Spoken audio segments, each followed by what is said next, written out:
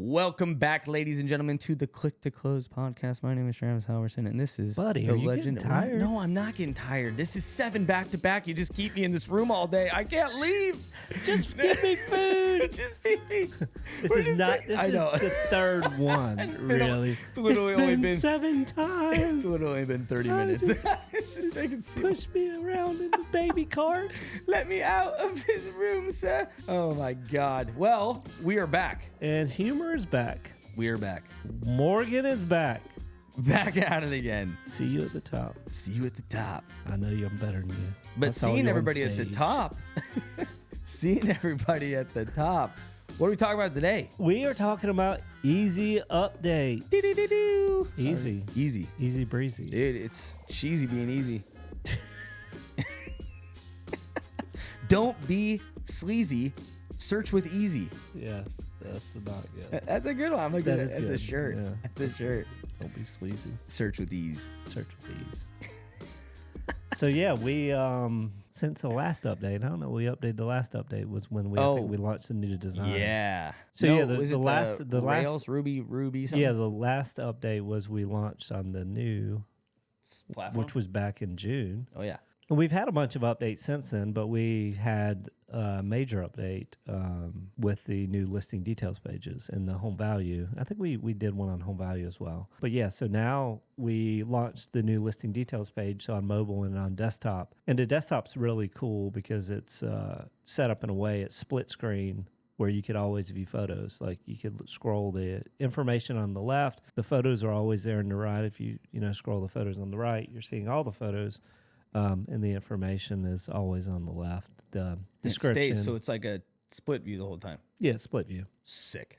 Right and left. I was using it yesterday. Usually when you look at listing pages, all the photos are at the top. When you scroll down, the photos go away. So is the new thing also, and this might be something that's already been, I haven't had a chance to look at it, but like when you're looking at just all the pages, like all of the listings, not like the pictures when you click on one, but like where you see like rows of like 5, right? Underneath it shows the person we're partnered with. Has that always been there? Or is that new? No, that's new too. That was sick. Easy update. That was what I showed Mel. Mel was like, that's awesome. So yeah, another thing.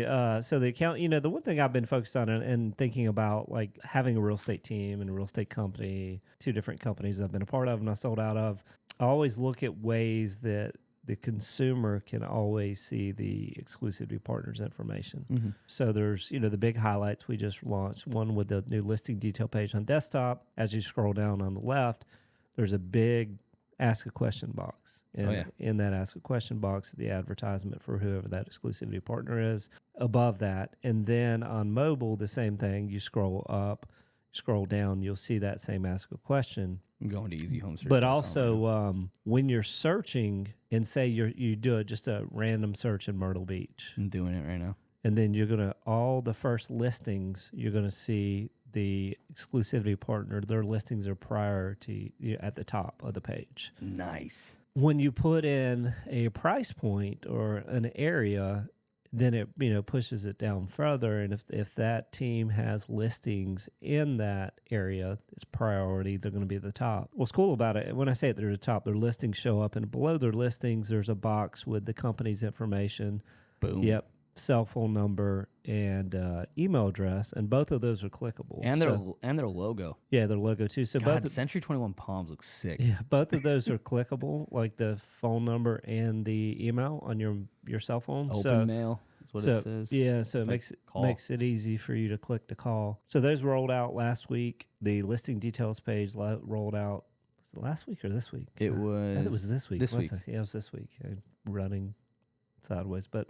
Yeah, those are the 3 big updates, and we're just continuing to update more. Oh, and the home value page as well. Now we're generating seller leads for teams. We have the cash offer option in the 13 states. We're generating leads there as well. The next big thing, we're starting on the app next month, and then we already started on the partner dashboard and the /CRM. Really, is what it is. Exciting That would be sick. I'm hyped. So who has been?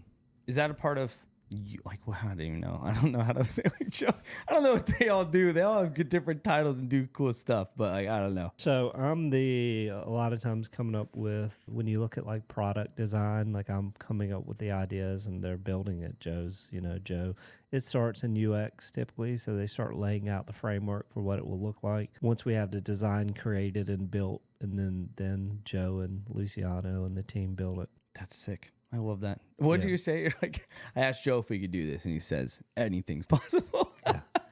Yeah, I mean, we talked about, we're building the partner dashboard CRM for Easy Home Search. I was just talking to him. Can we do one? Can we build it where it's standalone? What does that mean? It would be a standalone software if somebody wanted to use it instead of Follow Boss or anything else they could. Not we're going to rush and do that, but if we did that, it would actually be under Digital Maverick. It would be an asset that Digital Maverick owns, not Easy Home Search. So it wouldn't be, because the way we're pulling information in to Easy Home Search is based on a deal. That deal, and obviously if we were doing it in a standalone, it'd be based on it'd be set up differently. Got it. Logistics. But yeah, it's definitely something we could do. Hyped. Very hyped. Yeah. You can take anything in my brain and say, God, it's cool that Joe can do stuff like that. That man's a wizard, and he's always sitting there. Yeah. Yeah, I mean, the cool thing is, like, our exclusivity partners, the things that we have coming out is going to benefit them so much more. Next month, we're starting to create blog content for the exclusivity partners that want us to. So that'll launch next month. So say you have... pull that up, we haven't talked about the roadmap. I mean, we talked about it on Facebook Live, but so you have the client that's saying in Idaho Falls, and they're, for them, they want blog content. They just don't have the time to do it. So we're going to do it for them. Same with the newsletters. The newsletters we're pushing out next month. So any county that has exclusivity, we have exclusivity partner, and we're going to push out a newsletter with dynamically created with content, national content that pushes to the database. Yeah, man, this is going to be sick because the newsletter, all of that stuff. Yeah. The monthly market, like the market reports that'll highlight exclusivity partners. Yeah. Man, they're just working. Yeah, but they're just. You think about it, though. I mean, like, for us, the beauty of what we're doing is it's one website. Yeah, so it's not like an IDX vendor that has hundreds and thousands of websites, and they don't push it all the way across every website because not every partner wants that or whatever. So that's why we're just looking at. I'm constantly looking at ways to, like, the next one's going to be a click to call button. So we're going to have lead routing where there's going to be as you scroll, a phone's going to hover, right, in a location, and maybe it pulsates or does something to bring attention to it. Yep. And when you click on it as a consumer, we're going to track that click. So it'll be a number we route to, say, your cell phone. We wouldn't go to your cell phone, but just use that as an example. Yeah. And then it would ring your cell. We would capture that, and then we don't record the call or anything. We just keep it until you pick up. That's awesome. So that way, in our reporting, we could say, okay, based on the click-to-call button, you had 55 phone calls, and only 15 of them were answered. So then we could be like, what the hell are you doing, right? You're missing out on opportunities, so you might want to look at the way that phone call is being routed. Yeah. So for the best scenario would be, obviously, if we set up a click-to-call, they click on it, it rings, followed by inbox. From there, it rings all the agents, and one of them answers it. And then we know when somebody answers hello, it disconnects on our end, but we capture that actually somebody picked it up. God, that's going to be awesome. Hyped. So, yeah, that'll be, but I mean, those are just the things that, like, I think about, like, what can we do on our end? Because I know and then also I look at it as, like, what can we do on the conversion side?